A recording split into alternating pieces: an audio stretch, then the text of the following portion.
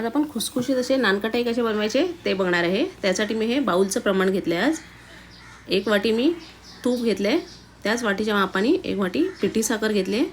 पिठी साखर आणि तूप छान असं आपल्याला फेसून घ्यायचं आहे, एकदम हलकं करेपर्यंत असं हलकं करायचं आहे आपल्याला। त्याचा रंग पण असं छान बदलला आहे। आता ह्याच्यात आपल्याला गरजेनुसार जेवढा आपल्याला मैदा लागेल तेवढा टाकायचा आहे। आता मी आधी 1च वाटी मैदा टाकला आहे आणि 4 चमचे बेसन टाकले, ते पण छान चाळून घेते। अजून 1 वाटी मैदा टाकते, अजून 1 वाटी मैदा जाईल।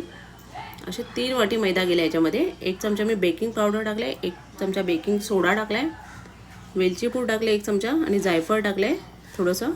जायफळ ऑप्शनल आहे, तुम्हाला नाही टाकायचं नाही टाकला तरी चालेल। अशी छान असं आपलं पीठ गोळा होतोय, असं मळून झालंय। आता अशी छोटी छोटी बिस्किट आपल्याला बनवून घ्यायचे आणि त्याला मी हे वरून असे बारीक असे काजू बदाम आणि पिस्त्याचे काप करून ठेवलेले ते लावते। छान असं दिसायला पण छान दिसतात। असे वरून चारोळा वगैरे लावले की चारोळा पण घेतले आहेत मी।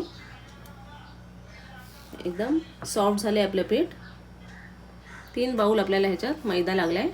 असे छान सर्व बिस्किट मी बनवून घेतले। आता ओव्हनमध्ये मी करणार आहे। ओव्हन 180 डिग्रीवर मी 10 मिनिटं गरम करून घेतले।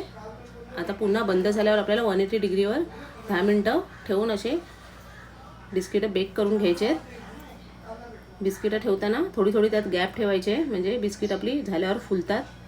त्याला फुलायला जागा ठेवायची आहे, नाही तर चिकटली तर सर्व शेप त्याचा बिघडून जातो।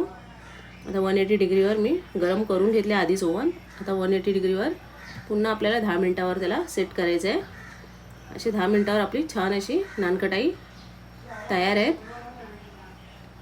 वरून बघू शकता तुम्ही छान भाजली गेलेत, क्रॅक्स असे पडलेत, म्हणजे छान अशी खुसखुशीत झालेत आपली नानकटाई।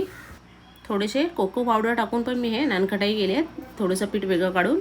कशी वाटली तुम्हाला ही नानकटाईची रेसिपी कमेंटमध्ये मला नक्की कळवा। आवडली असेल तर एक लाईक शेअर नक्की करा।